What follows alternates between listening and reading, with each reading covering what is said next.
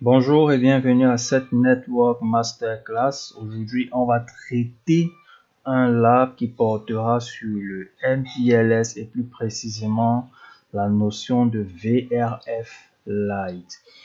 Scénario: vous travaillez en tant qu'ingénieur réseau senior chez un fournisseur d'accès Internet. Vous avez récemment eu 2 nouveaux abonnés et vous devez interconnecter les sites distants de chacun d'entre eux. Chacun des abonnés possède une direction générale et un bureau distant à interconnecter. Le véritable problème auquel vous faites face est celui de l'adressage IP. En effet, les 2 abonnés possèdent un schéma d'adressage identique et il est malheureusement impossible de le changer. Le protocole de routage utilisé est OSPF et la connectivité entre les 2 entreprises ne doit pas exister. Alors, petite précision, le schéma d'adressage est identique à ce niveau. En effet, pour Douala, on a 172.16.12.2 et pour Yaoundé 172.16.12.2 également. De ce côté, on a 172.16.21.2 et 172.16.21.2. Alors, si vous vous trouvez actuellement sur ma chaîne YouTube, mettez pause sur la vidéo, s'il vous plaît, et montez la topologie. D'accord? De mon côté, ce travail a déjà été fait. Mais si vous vous trouvez sur la plateforme Udemy actuellement, téléchargez la pièce jointe et montez votre topologie. De mon côté, ce travail a déjà été effectué. Alors, comme objectif, on a monté la topologie. Attention, vous n'êtes pas autorisé à modifier le schéma d'adressage IP. Non, non, non, ne le modifiez surtout pas. Configurer les interfaces de bouclage. De mon côté, ce travail a déjà été effectué. Si vous ne savez pas à quoi sert une interface de bouclage, encore appelée interface loopback, faites-le moi savoir en commentaire ou dans le forum. Je vous dirai précisément à quoi servent les interfaces de bouclage. Et si vous ne savez pas comment configurer les interfaces de bouclage, faites-le moi savoir dans le forum. Je n'hésiterai pas à vous écrire les commandes de configuration. Tout ce que vous aurez à faire, c'est un simple copier-coller. Alors, configurez le routeur FAI de façon à ce que les requêtes ping en direction de Yaoundé DG et Yaoundé BD réussissent. Alors, ce qui nous vient à l'esprit tout de suite, c'est la configuration des VRF. Alors, on va tout simplement au niveau du routeur FAI, IP VRF Yaoundé, interface Fast Ethernet 01, IPVRF Forwarding Yaoundé, IP adresse. Voilà. Je vous rappelle que si vous avez déjà configuré l'adresse IP de l'interface Fast Ethernet 01, cette adresse sera amenée à disparaître parce que l'interface a changé de table de routage. Donc, il faut remettre ou reconfigurer l'adressage IP. Alors, je suis pas sûr d'avoir allumé l'interface, donc je le fais tout de suite. Voilà.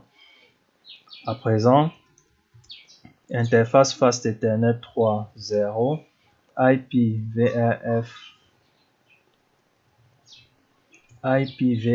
Forwarding Yaoundé, IP adresse 172.16.21.2.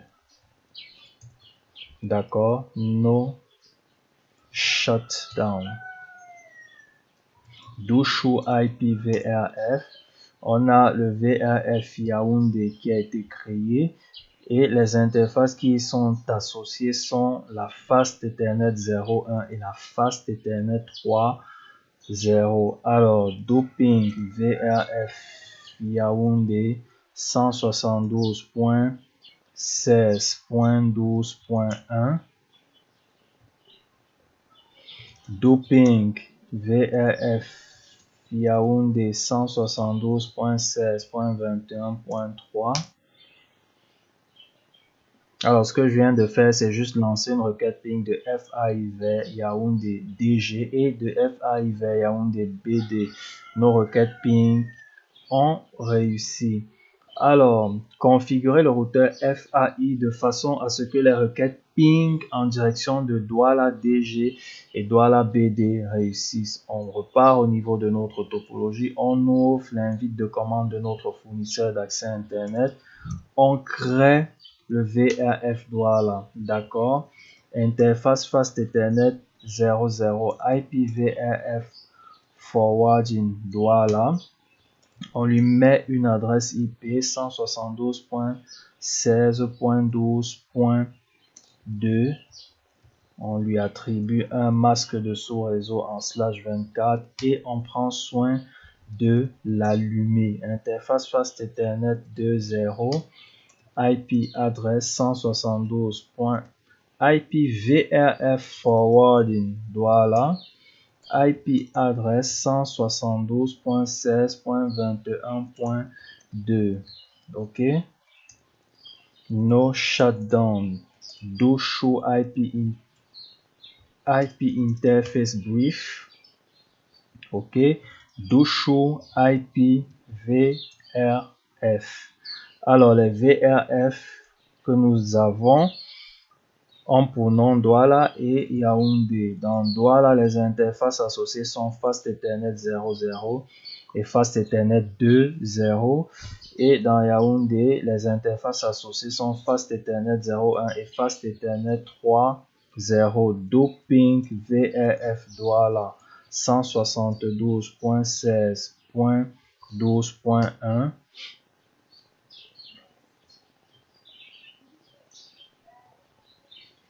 J'ai écrit 172.12, c'est pas bon, on va corriger ça tout de suite.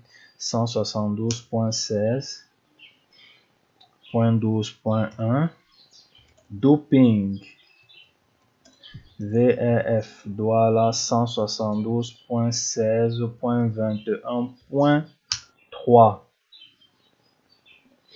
OK, parfait. Nos requêtes ping réussissent du fournisseur d'accès Internet vers Douala DG et Douala BD. Alors, configurer OSPF Area 0 sur les routeurs FAI, Douala Yaoundé DG et Yaoundé BD et y annoncer tous les réseaux. Alors, tout de suite, on va au niveau du routeur fournisseur d'accès Internet.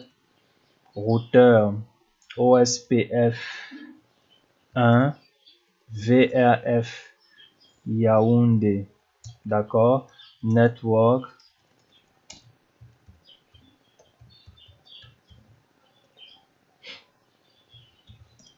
area 0. On aurait tout aussi bien pu saisir cette commande, ok, on aura obtenu le même résultat, c'est-à-dire l'annonce de tous les réseaux dans le processus de routage OSPF. Okay. À présent, on va au niveau de Yaoundé DG. Configure terminal, routeur OSPF 1, network.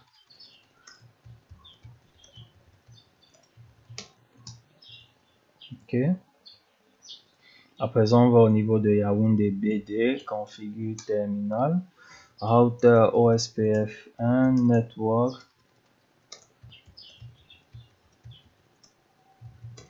Area 0. OK.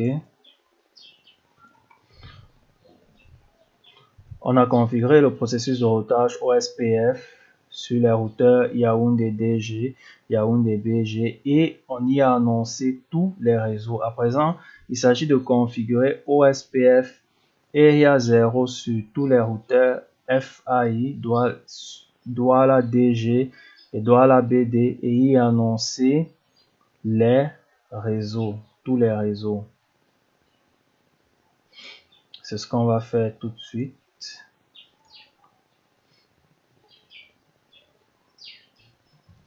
Routeur OSPF 2, cette fois-ci, vu qu'on est au niveau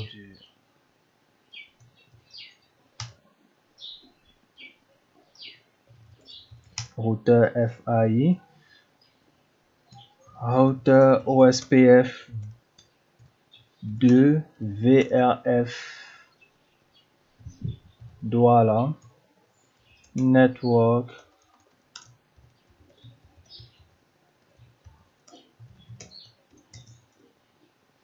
ok.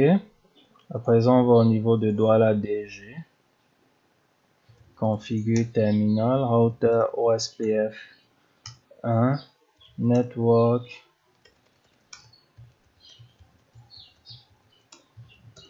area 0, d'accord.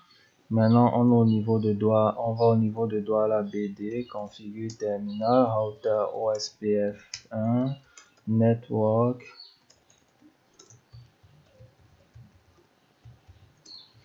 area 0, ok.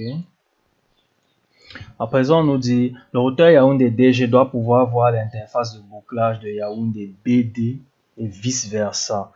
Alors, tout ce qu'on a à faire maintenant, c'est une simple vérification. On va au niveau de Yaoundé DG Douchou IP route. Les routes annoncées par OSPF sont précédées d'un O. On voit la 172.16.21.0. On voit la 22.22.22.22. Alors, Yaoundé DG voit bel et bien l'interface de bouclage de Yaoundé BD. Ok, à présent, on va au niveau de Yaoundé BD Douchou IP route. Ok, Yaoundé BD, voilà 11.11.11.11 qui est l'interface de bouclage de Yaoundé DG. Ok.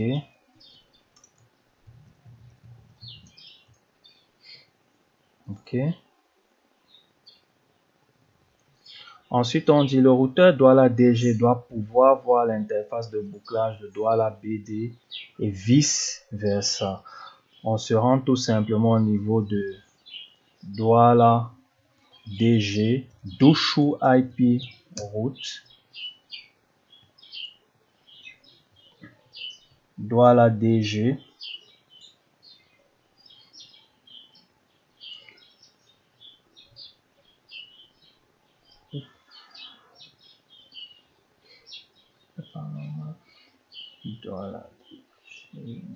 Douala DG, on a la 22.22.22.22. Il y a un petit problème sûrement de configuration. Je vais dans Douala BD, Douchou IP Interface Brief. Oui, son interface loopback c'est la 22.22.22.22. C'est pas correct. IP adresse, on va tout de suite modifier ça. Je me suis trompé dans la configuration de l'adressage de l'interface loopback. Douchou IP route.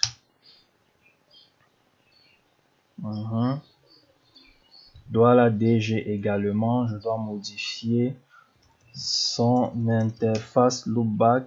Au lieu de la mettre à 11.11.11.11, je la mets à 1.1.1.1 tel que le demande la topologie. Ok, Douchou IP route. Ok, maintenant je vois la 2.2.2.2 qui est l'interface de bouclage de Douala BD. Et au niveau de Douala BD, la commande Douchou IP route me ressort la 1.1.1.1 qui est l'interface de bouclage de Douala DG. À présent, on dit les routes de l'entreprise Yaoundé ne doivent point apparaître dans la table de routage de Douala et vice versa, et aucune connectivité ne doit être observée entre les deux réseaux. Alors, pour vérifier ça, c'est très simple. En fait, dans la table de routage de Yaoundé DG, on ne doit pas retrouver la 2.2.2.2 et encore moins la 1.1.1.1 Douchou IP route. évidemment, ça ne se retrouve pas là. Et maintenant, si on saisit un ping vers la 1.1.1.1 qui est l'interface de bouclage de Douala DG, eh bien, la requête ping ne passera pas. OK. Pareil pour Yaoundé BD, Douchou IP route. On ne doit pas voir la 1.1.1.1 et encore moins la 2.2.2.2.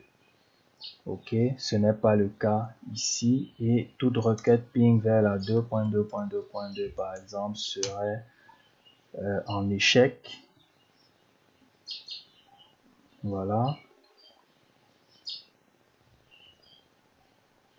0% de réussite. Au niveau de Douala DG,